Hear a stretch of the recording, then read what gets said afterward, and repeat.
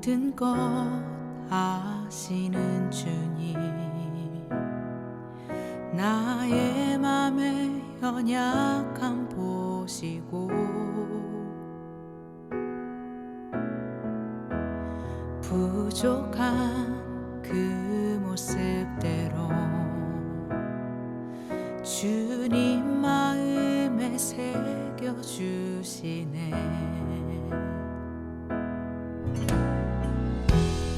주님께 도로한 마음 하나. 10월 22일 주일 예배 하나님께 올려드립니다.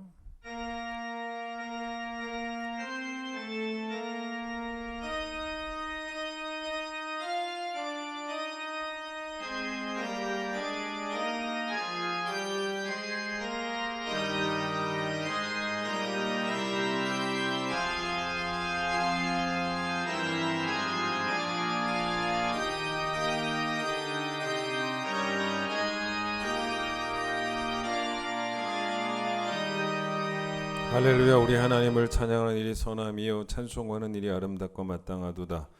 오라 우리가 여호와께 노래하며 우리의 구원의 반석을 향하여 즐거이 외치자. 해 돋는 데서부터 해 지는 데까지 여호와의 이름이 찬양을 받으시리로다. 아멘.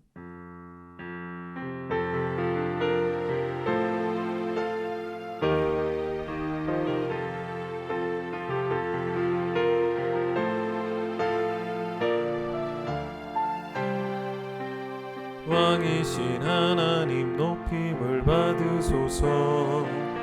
찬양하리라 영원히 높임을 받으실 그 이름 찬양하리라.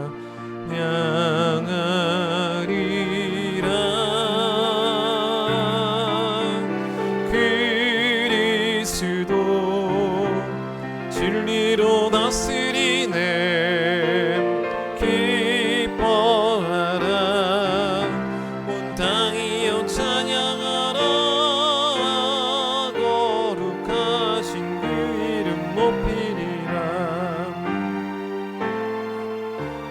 거룩하신 그 이름 높이리라. 우리의 죄를 고백합니다.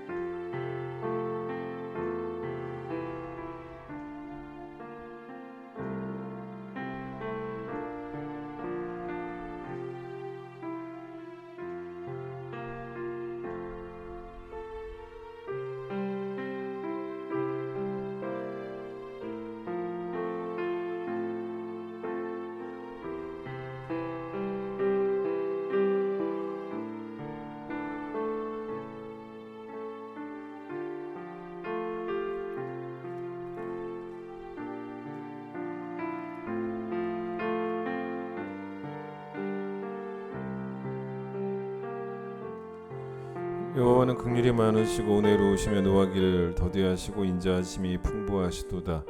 우리의 죄를 따라 우리를 처벌하지는 아니하시며 우리의 죄악을 따라 우리에게 그대로 갚지는 아니하셨으니 동이 서에서 먼 것 같이 우리의 죄가를 우리에게서 멀리 옮기셨느니라. 아멘. 신앙 고백합니다. 나는 전능하신 아버지 하나님 천지의 창조주를 믿습니다.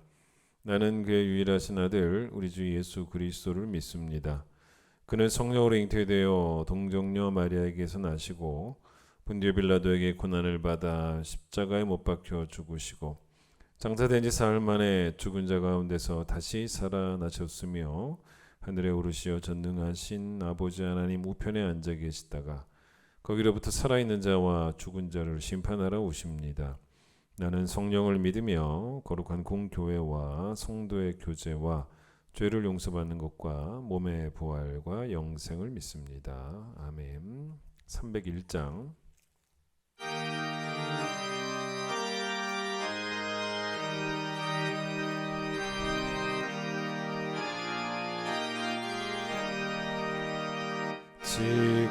지금까지 지내온 것 주의 크신 은혜라.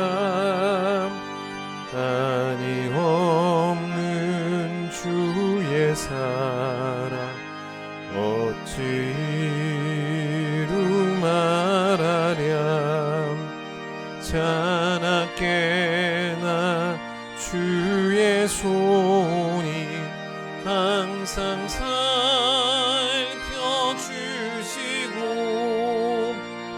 모든 일을 주 안에서 형통하게 하시네. 몸도 맘도 연약하나 새 입마다 살았네. 물 붓듯이 부으시는 주의 은혜 족하다. 사랑 없는 거리에나 험한 산길에 맬 때 주의 손을 굳게 잡고 찬송하며 가리라. 주님 다시 배울 날이 날로 날로 다가와 무거운 짐 주께 맡겨 벗을 날도 멀잡네. 나를 위해 예비하신 고향 집에 돌아가 아버지의 품 안에서 영원토록 살리라. 에베소서 5장 20절, 신약 315페이지 에베소서 5장 20절 말씀 제가 읽도록 하겠습니다. 범사에 우리 주 예수 그리스도의 이름으로 항상 아버지 하나님께 감사하며, 여기까지 읽겠습니다. 오늘은 이강희 권사님 기도십니다. 이 가을 온 땅에 풍요로운 결실을 허락하여 주심을 감사드립니다. 봄부터 땀 흘려 씨앗 뿌리고 가꾼 이들에게 늦은 비와 이른 비를 허락하시어서 풍성한 결실을 맺게 하심을 감사드립니다. 풍성한 가을, 결실의 좋은 계절을 주셨지만 이 좋은 계절에 주님 앞에 드릴 것이 없는 우리의 삶을 회개하오니 용서하여 주시옵소서. 지금 세계는 전쟁과 기근과 홍수로 인하여 수천 명의 사람들이 생명을 잃었습니다. 부상당하고 인질로 잡혀 있습니다. 생존을 위해 몸부림치는 사람들의 비명이 거리에 가득합니다. 전쟁은 인간들이 저지르는 가장 큰 죄악임을 깨닫게 하시고 속히 종전되어서 온 땅이 평안을 누리며 살기를 소망합니다. 언제나 선하시고 선하신 하나님, 악으로 물든 우리의 심령들을 선으로 행하게 하시고 미움이 가득한 세상에서 우리의 마음을 사랑으로 감싸주시고 예수의 마음을 품고 살아가는 저희들 되기를 소망합니다. 지금은 양식이 없어 배고프고 물이 없어 목마른 시대가 아닙니다. 말씀 홍수 시대지만 말씀을 듣지 않아서 배고프고 목마른 시대입니다. 말씀하시는 주님의 음성에 귀 기울이게 하시고 말씀하시는 주님의 음성을 듣게 하시고 듣는 귀를 허락하여 주시옵소서. 깨닫는 은혜로 허락하여 주시옵소서. 말씀이 생활이 되고 삶이 되는 하루하루가 되기를 소망합니다. 우리 큰 기쁨 교회를 축복하여 주시옵소서. 오직 성경의 근본으로 돌아가 교회가 교회되게 하시고 주님의 통치가 큰 기쁨 교회를 통하여 세상 가운데 보여지게 하시고 거룩함을 잃지 않는 기쁨이 넘치는 교회 되기를 소망합니다. 이 시간 환우들을 위하여 기도합니다. 낙심되고 실망된 마음들을 위로하여 주시고 여호와 샬롬의 주님이, 여호와 라파의 주님이, 여호와 이레의 주님이 함께 하심을 기억하며 지금의 위기가 복의 통로가 되게 하시고 지금의 눈물이 변하여 승리의 간증이 되게 하여 주시옵소서. 우리의 다음 세대들도 기억하여 주시고 더 많은 영혼들이 주님을 만나며 예배하게 하시고 우리 세대보다 더 주님을 사랑하며 섬기는 다음 세대가 되기를 소망합니다. 우리 목사님, 진행되어지는 대신방 가운데 지치지 않는 체력과 영육 간의 강건함을 허락하여 주시고 각 가정에게 주시는 말씀이 능력의 말씀이 되어서 공고한 영혼들이 솟게 되는 역사 있게 하여 주시옵소서. 이 시간 말씀 듣습니다. 말씀을 통하여 우리의 삶이 변화되게 하시고 감사가 넘치게 하여 주시옵소서. 오늘도 이름도 없이 빛도 없이 봉사하는 손길들을 축복하여 주시고 성가대의 찬양을 기쁘게 받아 주시옵소서. 알파와 오메가 되시는 예수님 귀하신 이름으로 기도합나이다. 아멘.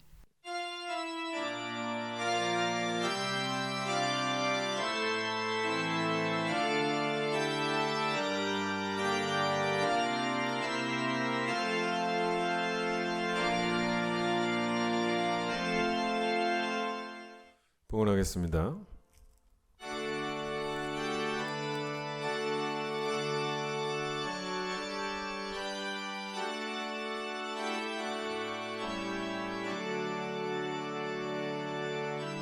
내게 있는 모든 것을 아낌없이 드리네. 사랑하고 의지하며 주만 따라 살리라. 주께 드리네. 주께 드리네.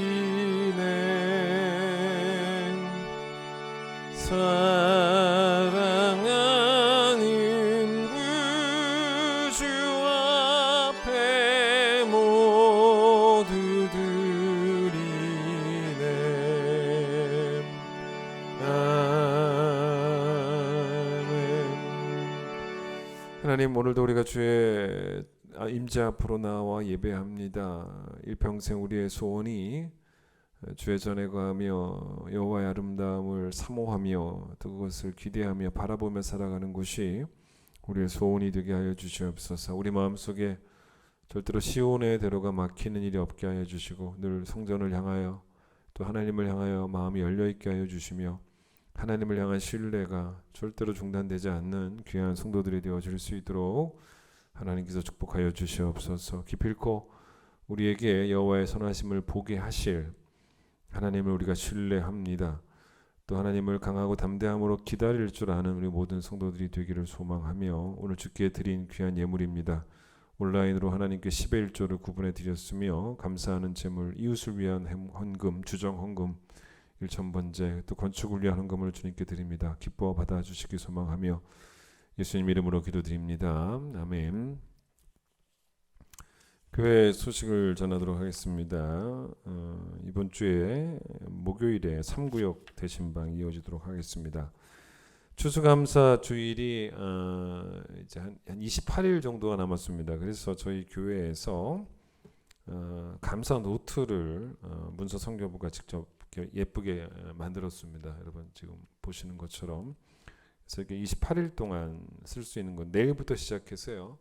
추수감사주일 당일까지 쓰는 것입니다. 그래서 올해는 추수감사주일을 어떻게 감사하는 게 좋을까 싶다가 여러분 각 가정에서 매일 한 페이지씩 날짜별로 간수함 노트를 기록해 가는 시간을 좀 가지시면 될 것 같아요. 그래서 여러분 하루도 빠지지 말고 온 성도도 한 명도 빠지지 말고 이 감사 노트에 또 참여해 주시기를 바랍니다. 새신자 서은희 성도 새로 오셨습니다. 찬양하겠습니다.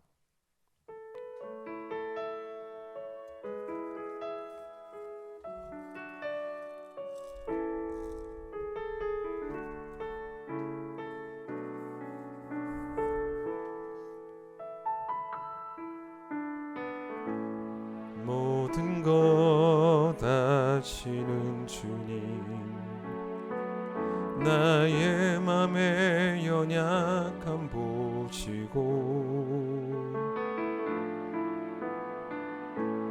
부족한 그 모습대로 주님 마음에 새겨주시네.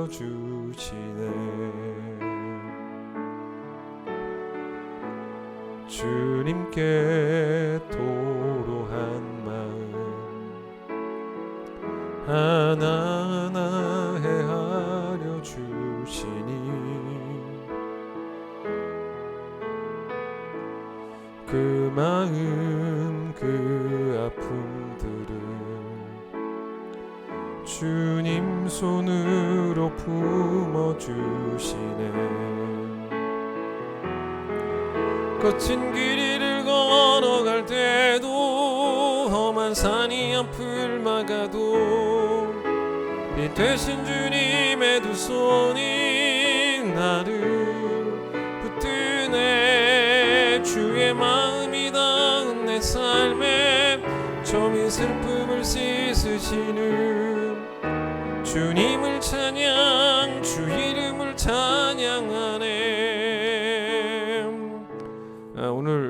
올해 추수감사주일이 11월 19일이고요. 내일부터 이제 감사 노트를 작성을 하시게 되시면 총 28일 동안 이제 작성하게 되어지는데, 여러분 살다 보면 자꾸 우리가 과거를 잊지 않습니까? 뭐 사람의 이름도 옛날에 알았던 사람의 이름도 있기도 하고 옛날에 살던 집 주소도 있잖아요.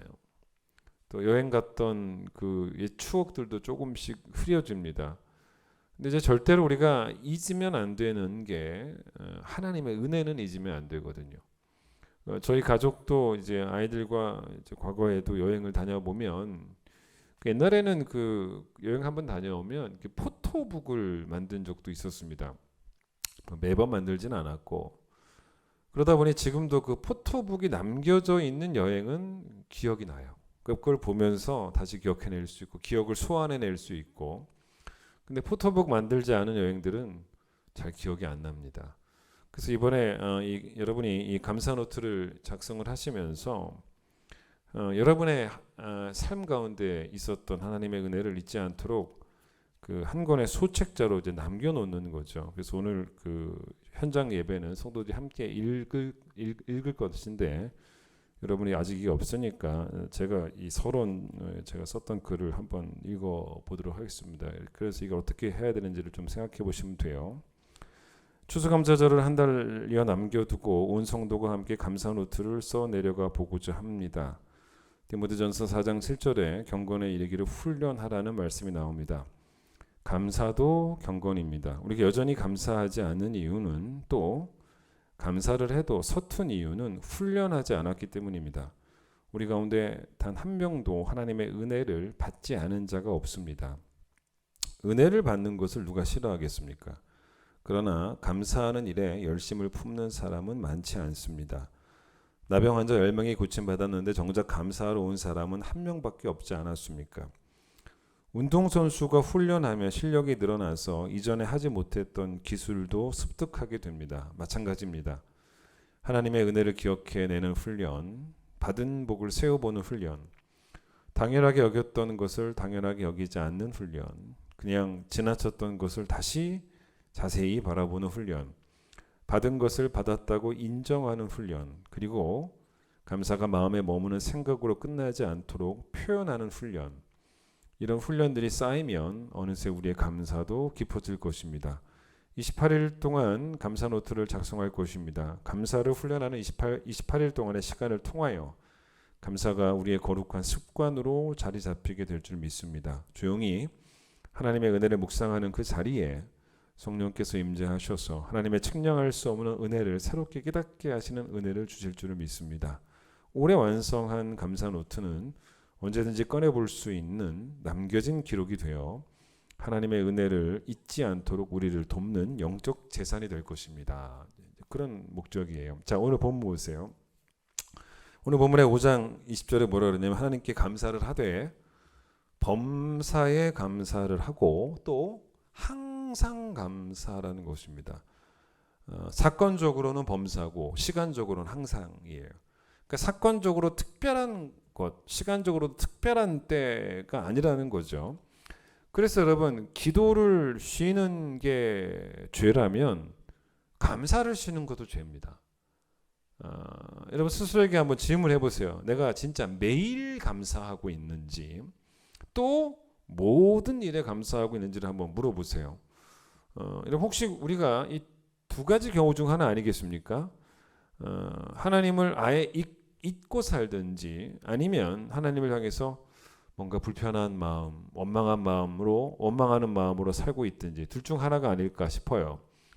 골로새서 2장 7절에서는 바울이 감사함을 넘치게 하라라는 말을 합니다. 그러면 이게 무슨 말입니까? 모든 일에 감사하고 매일 감사하되 그 감사가 적당한 감사가 되게 하지 말고 차고 넘치는 감사가 되도록 만들어내라는 그런 이야기겠죠.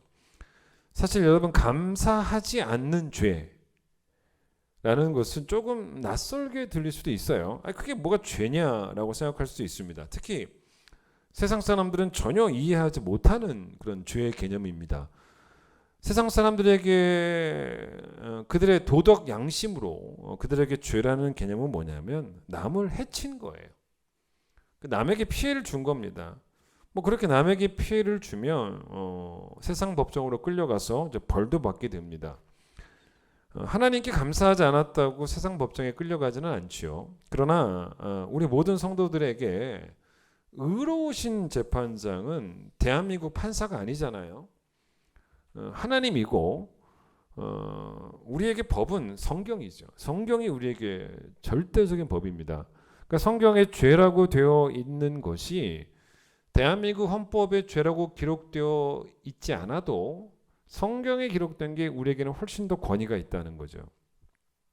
나는 성도로서 착하게 살아왔다라고 생각하는 것, 그게 뭐냐면 나는 다른 사람들에게 피해를 준 적은 없다, 이 정도의 개념일 수가 있습니다. 그러나 하나님께 은혜를 받고 살아가면서 감사하지 않는 것도 심각한 죄입니다. 다른 사람에게 피해를 안 줬다고 내가 의롭다고 말하면 안 되는 거예요. 그 감사하지 않는 것은 영적으로 둔감해서 은혜가 은혜인 줄 모르기 때문일 수도 있고, 아니면 은혜인 줄 알기는 아는데 감사를 하나님께 내가 딱히 표현하지는 않는다면 이제 그거는 뭐냐면 내 둔감이 아니고 배은망덕이죠. 그거 죄입니다. 우리 인생을 한번 세 가지로 표현을 해볼까요? 형통한 날, 평범한 날, 고난의 날입니다. 근데 이게 뭐냐면 이걸 다 합치면 뭐냐면 범사죠, 범사. 근데 이 세 가지 범주 말고 다른 날은 없어요. 이 세 가지 범주 안에 다 들어갑니다. 그러니까 여러분의 날들도 이런 날들 중에 어딘가 위치하고 있겠죠. 근데 여러분, 평범한 날을 또 평범이라는 단어를 쓰는 것도 안 되는 게, 사실은 하나님이 아니면 평범한 날도 불가능하다는 것을 알게 된다면 우리는 오히려 그 평범이라는 단어를 거부하고 평범한 날을 오히려 비범한 날이다 라고 말해야 될 것이라고 생각이 듭니다. 특히 이런 교훈은 이번 코로나 우리가 한 3년 겪으면서 절감했죠. 그리고 주일에 마스크 안 쓰고 교회 나오는 것이 옛날에는 그냥 감동적이지도 않았던 평범 그 자체였지만 그게 평범이 아니라 비범이었다라는 걸 우리가 이번에 아주 많이 깨달았습니다. 자, 그런데 형통한 날에는 이제 우리가 어떻게 할 것 같습니까? 당연히 하나님께 감사를 할 것 같지만 사실은 그렇지 않습니다. 우리는 사람들의 축하를 즐깁니다. 내가 영광을 받는 것을 우리는 그냥 당연하게 받아들입니다. 그럼 여러분의 자녀가 서울대라도 공부 잘해서 서울대라도 들어가면 여러분 어떻게 하겠습니까? 아이를 축하해 주느라 아주 그냥 부모가 바빠져서 아이에게 100만 원짜리 선물이라도 까짓것 못 사주겠습니까? 얼마든지 사주면서 교회에 와서는 5만 원 감사원금도 안 한다는 거예요. 여러분, 그런 성도들이 꽤 많아요, 사실. 그러니까 성도에게 여러분 서로를 축하해 준다는 것은 엄밀히 말하면 서로를 칭찬해 주는 게 아닙니다. 서로의 하나님을 함께 기뻐하는 거죠. 형통의 현장은 하나님이 빛나는 곳이지 사람이 빛나는 곳이 아닙니다. 형통의 현장은 물이 바다를 덮음 같이 하나님의 영광을 인정하는 곳이지 사람이 비로소 드디어 인정을 받게 되는 그런 곳이 아니에요. 그러니까 도둑질이라는 것이 남의 물건만 훔친 것이 도둑질이 아닙니다. 하나님께로 돌아갈 영광을 내가 가로채 버린 것도 분명 도둑질이고, 한나가 하나님은 낮추기도 하시고 높이기도 하신다라고 했을 때 하나님은 높이셨는데 높이신 하나님을 내 뒤에 몰래 감추어 두는 것은 도둑질이라는 거죠. 사실 우리는 하나님을 믿는다고 하는 사람들인데 문제는 하나님을 믿기는 하지만 하나님 없이 살아가고 있다는 겁니다. 그러니까 여러분, 하나님을 믿는다는 것은 내 삶이 100% 하나님 중심으로 하나님을 향해 있다는 거예요. 그러니까 여러분의 생각 속에 일주일 내내 하나님에 대한 생각이 있냐는 거예요. 하나님을 염두에 두고 있냐는 거예요. 하나님을 향한 거룩한 관심들이 있냐는 거예요. 어쩜 우리는 교회 와서 예배 드리면서, 오늘 이 시간에 또 온라인으로 예배 드리면서 목사님의 설교 말씀 들으면서 30분, 40분 정도 하나님에 대해서 듣고 가는 것, 그게 신앙생활의 전부일지도 몰라요. 사실은 제가 4가지 질문 한번 해보겠습니다. 더 많은 질문이 있지만 우선 이 4가지 질문에 여러분이 아멘이라고 대답을 할 수 있다면 그래도 내 삶은 꽤 하나님 중심이다라고 말할 수 있을 것 같아요. 먼저, 여러분 세상에 나가서 살 때 하나님 의식했습니까? 하나님의 시선 때문에 하지 못했던 행동이 하나라도 있었습니까? 하나님의 시선 때문에 할 수밖에 없었던 행동이 하나라도 있었냐는 거예요. 두 번째, 여러분 세상 나가서 한 주 동안 살면서 하나님 의지했습니까? 혼자서도 잘하고 있다고 나를 칭찬하지는 않았냐는 거예요. 하나님의 도우심을 구하기보다는 나를 하나님으로 격려하기보다는 나를 나로 격려하지는 않았나. 세 번째, 하나님의 뜻을 물었습니까? 내가 하고 싶은 대로, 내가 계획한 대로 다 하고 있지 않냐는 거예요. 잠언 16장 9절, 사람이 마음으로 자기의 길을 계획하면 그 길이 반드시 열린다라고 나와 있지 않습니다. 뭐라고 나옵니까? 사람이 마음으로 자기의 길을 계획할지라도 그의 걸음을 인도하시는 분은 여호와다. 내 걸음을 인도함 받으려는 의지는 전혀 없고 내가 알아서 걸으려고 하는 사람이, 그래서 늘 꿈이 있고 늘 계획이 있어요. 그런 사람이 하나님 중심으로 산다고 할 수 있을까요? 이렇게 워낙 이제 하나님 없이 사는 일에 익숙하다 보니까, 네 번째, 형통해도 하나님께 감사하겠습니까? 아니죠.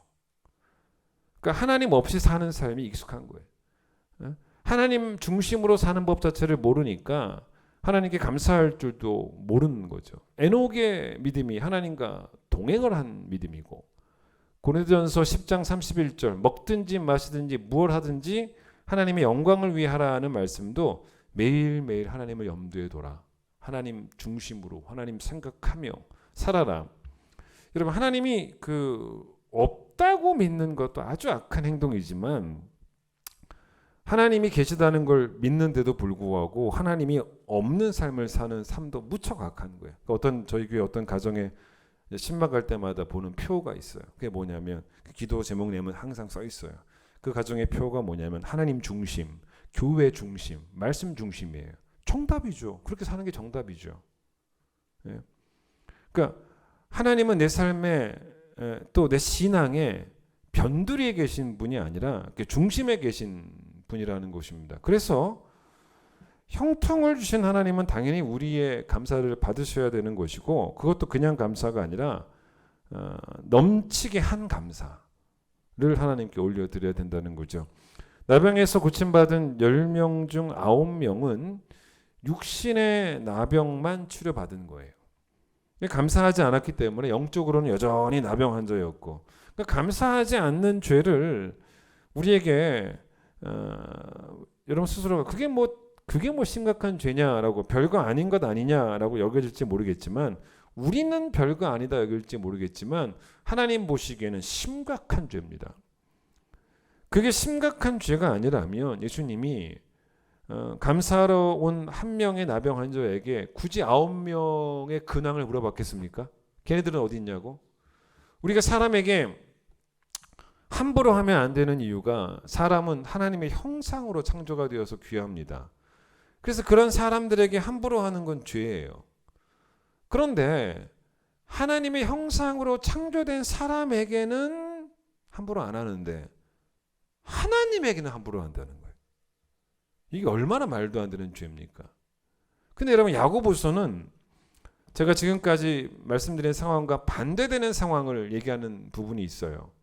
뭐라고 거기서 말하냐면 입술로 하나님을 찬송하고 하나님께 감사는 하는데 하나님의 형상대로 창조된 사람들에게는 함부로 말하고 욕하고 비난하고 있다는 거예요. 그러니까 이것도 문제지만 사실은 이 반대 상황도 꽤 많아요. 그러니까 하나님의 형상대로 창조된 사람들에게는 함부로 안 해요. 근데 정작 하나님께는 둔감해요. 정작 하나님께는 배은망덕해서 감사조차 하지 않는 그런 죄. 여러분, 다시 한번 말씀드립니다. 감사하지 않는 건 죄입니다. 자, 그런데 제가 이 평범한 날은 평범이 아니라 비범인이 또 감사해야 된다라고 했는데, 여러분, 형통 중에도 당연히 감사해야 된다고 말씀을 드렸고, 그리고 사실 우리가 보세요. 욕심만 다 버리면 평범도 사실은 분명 형통입니다. 배고픔을 형통이라고 말하지는 않아요, 성경도. 그러나 여러분, 욕심만 버리면 부해지는 것만이 형통이 아니라 그러니까 일용할 양식도 형통임을 알게 됩니다. 왜 그러냐면 형통의 반대인 고난은 뭐냐면 결핍이에요, 결핍. 근데 여러분, 결핍의 반대가 뭡니까? 그게 다 형통이라는 거예요. 여러분, 결핍이 아니면 형통입니다. 그러니까 여러분, 그런 고백만 있으면 일용할 양식만 있어도 형통이고, 뭐 심지어는 부하게 하시면 뭐 그건 당연히 형통인 거죠. 그 이찬수 목사님 이야기를 한번 오랜만에 소개하면, 그분의 책을 제가 하나 읽은 책 가운데 감사라는 책이 있는데 제목이 감사예요. 그 책을 이제 펴자마자 그 프롤로그 제일 첫 그 페이지에 어떤 얘기가 나오냐면, 목사님이 이제 아침에 이렇게 교회 출근하실 때마다 커피 한 잔을 마시는데 그 커피가 그렇게 이제 맛있다는 거죠. 근데 이제 커피를 아침마다 이렇게 드실 때마다 매일 스스로에게 두 가지를 다짐을 하신다는 겁니다. 첫 번째가 뭐냐면 감사를 다짐하신다는 거예요. 그래서 오늘도 감사하자.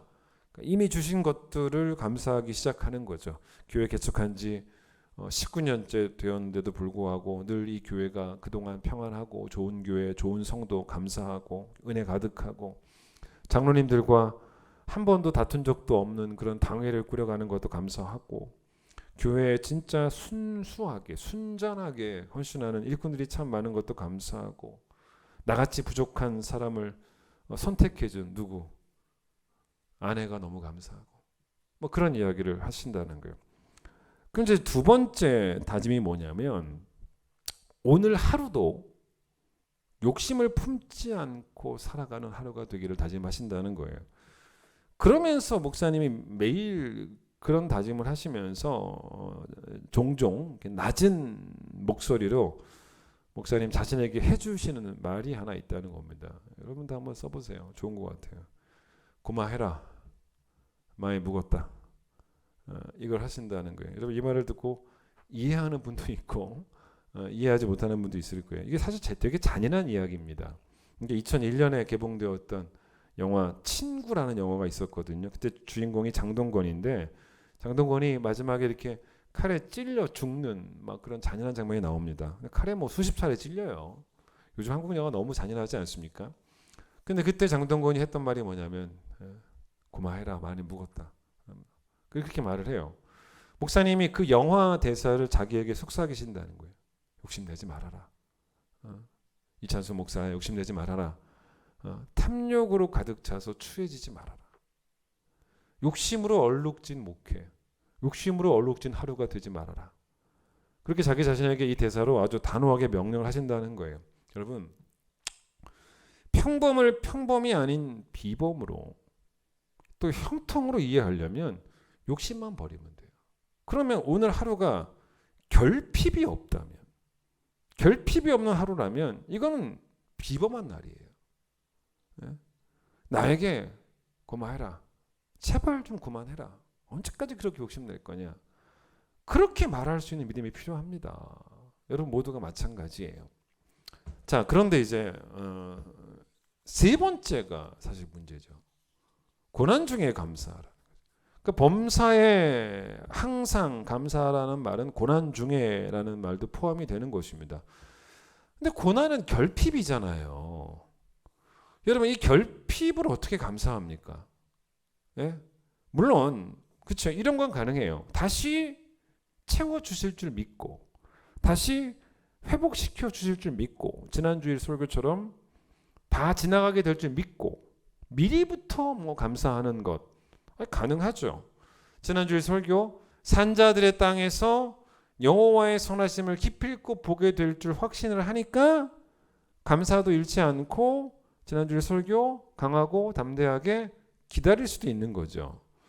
자, 그런데 고난 중에 감사하라는 말씀에 범사에 포함되어 있는 거죠. 고난이라는 것도 여기에 중요한 의미가 하나 있습니다. 그게 뭐냐면 하나님이 우리에게 고난을 주실 때는 우리를 뭐 골탕 먹이시거나 아니면 우리를 괴롭히시려고 고난 주시는 건 아니고 하나님은 우리를 위해서 그 고난을 사용을 하세요.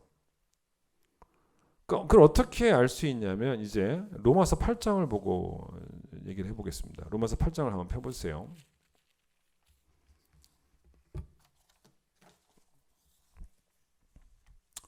로마서 8장의 28절 29절을 한번 좀 봐보죠.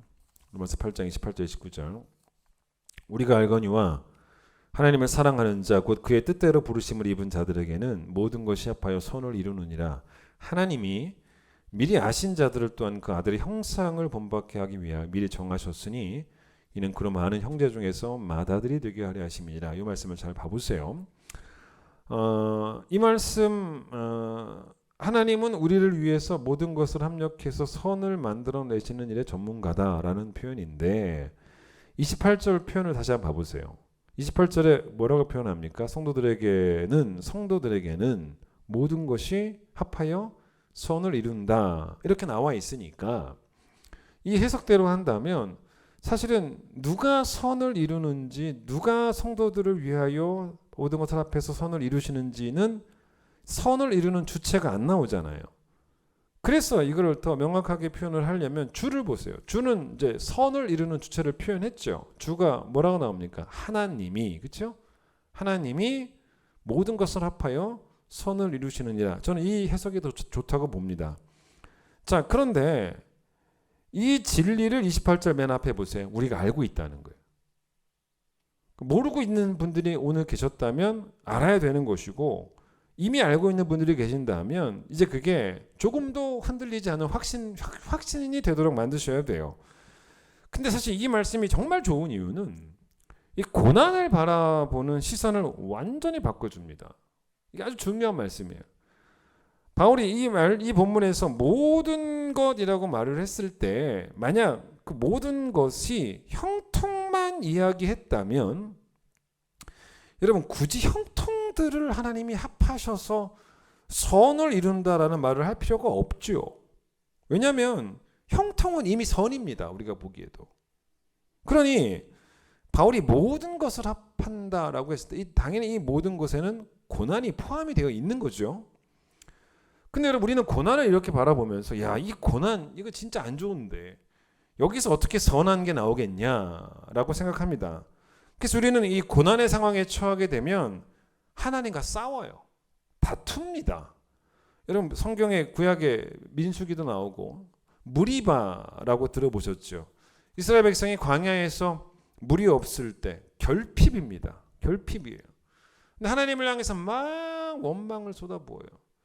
물론 모세와도 다투었지만 모세한테는 막 시비 걸고 막 그랬지만 하나님을 향해서도 원망을 막 쏟아붓는 광야에서 이스라엘 백성들은요 원망의 전문가들이에요. 제일 잘하는 게 원망이었어요.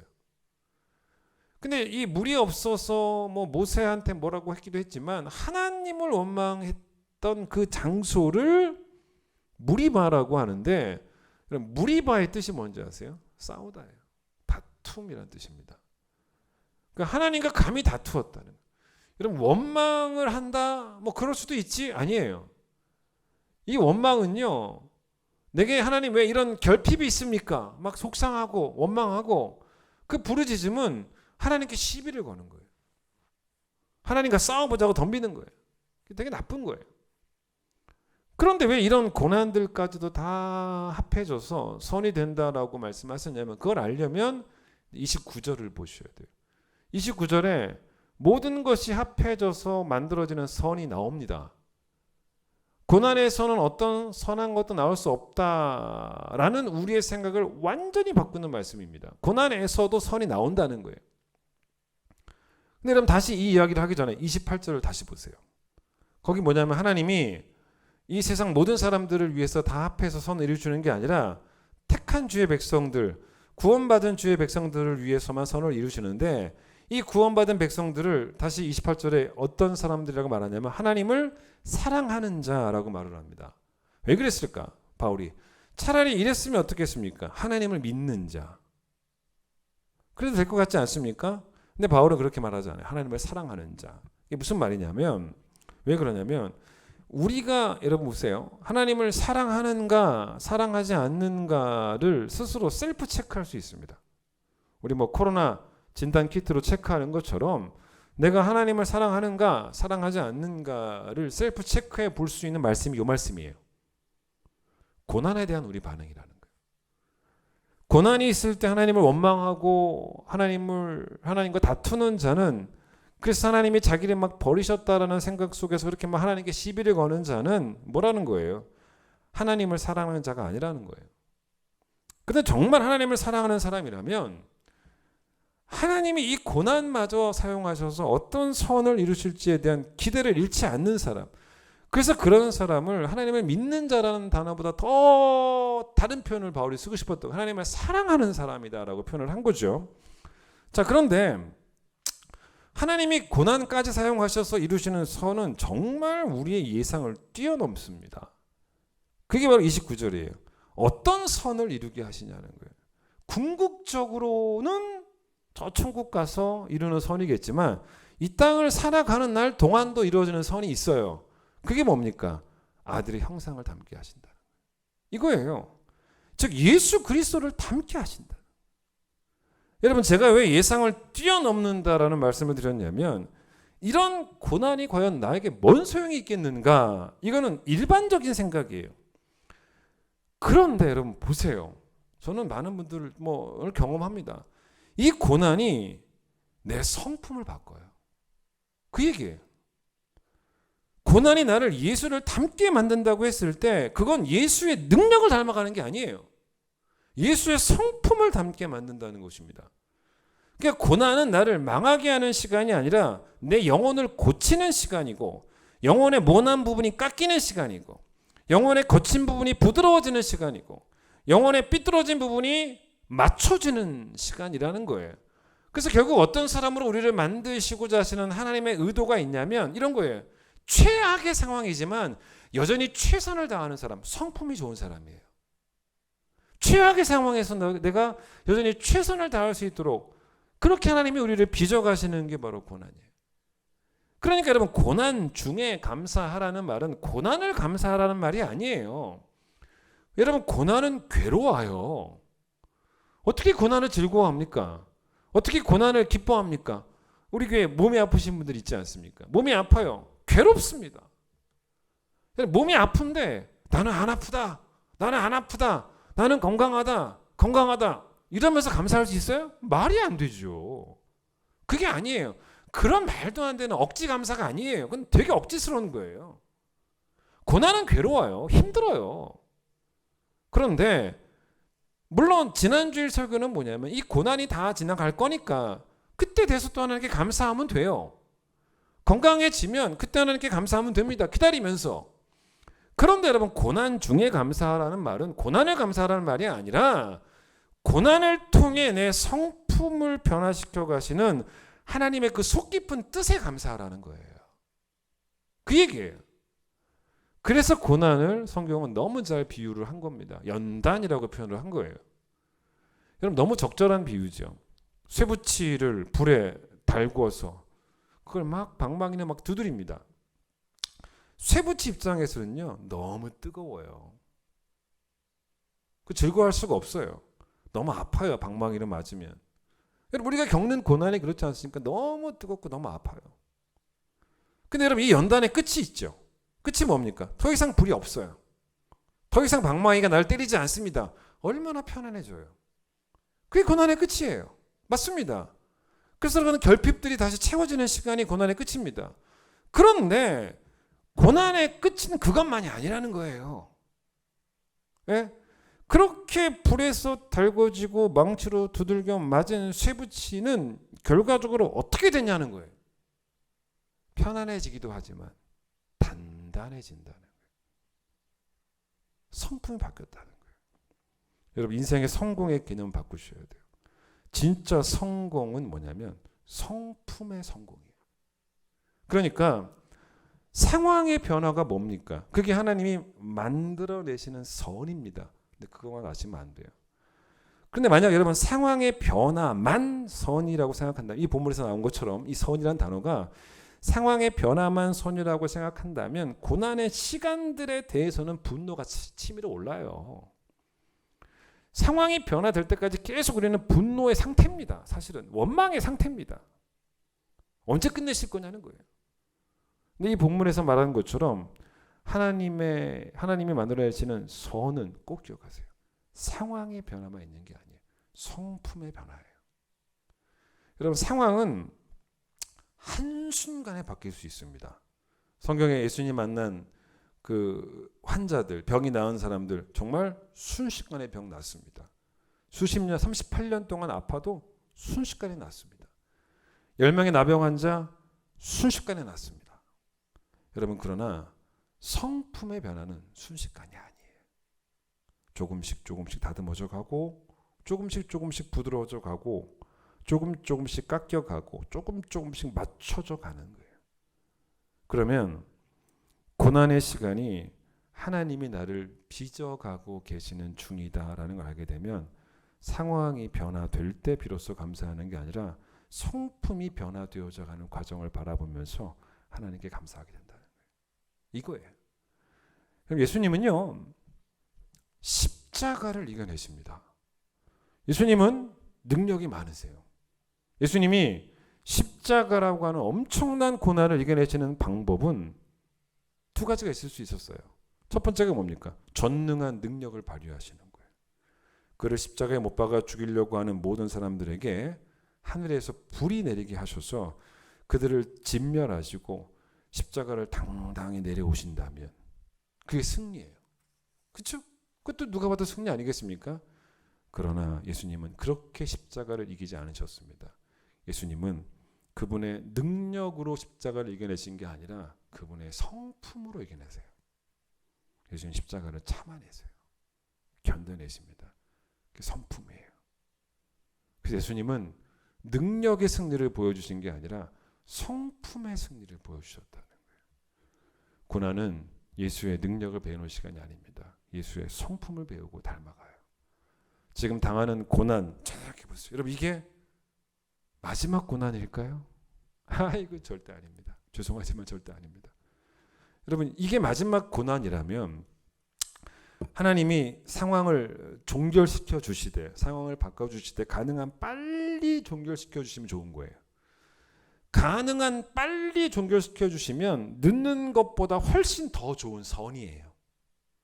그러나 여러분 이번 고난이 끝난다고 해서 다음 고난이 없으라는 법은 없습니다.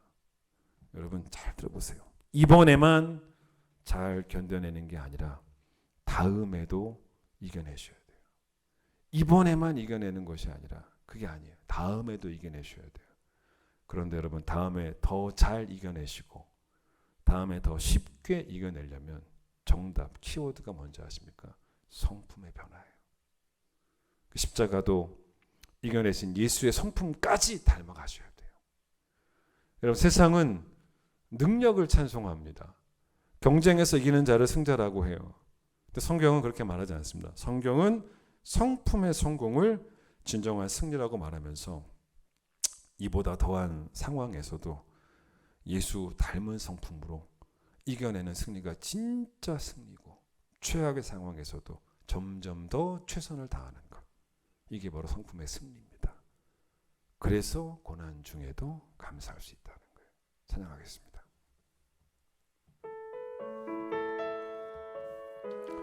고난 그 자체에 대한 감사라기보다는 고난을 사용할 수 있는 하나님의 깊은 뜻을 깨닫는 자의 감사라고 보시면 돼요.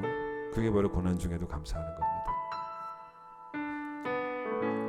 모든 것 아시는 주님,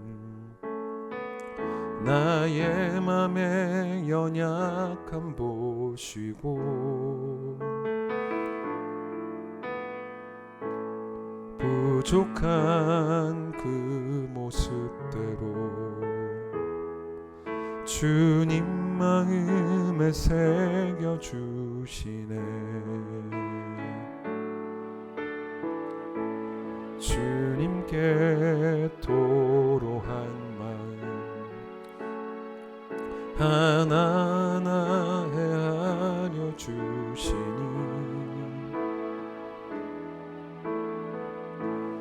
그 마음 그 아픔들을 주님 손으로 품어주시네. 거친 길 위를 걸어갈 때도 험한 산이 앞을 막아도 빛 되신 주님의 두 손이 나를 붙드네. 주의 마음이 닿은 내 삶에 처음인 슬픔을 씻으시는 주님을 찬양, 주 이름을 찬양하네. 주님께 토로한 마음, 주님께 토로한 마음 하나하나 헤아려 주시니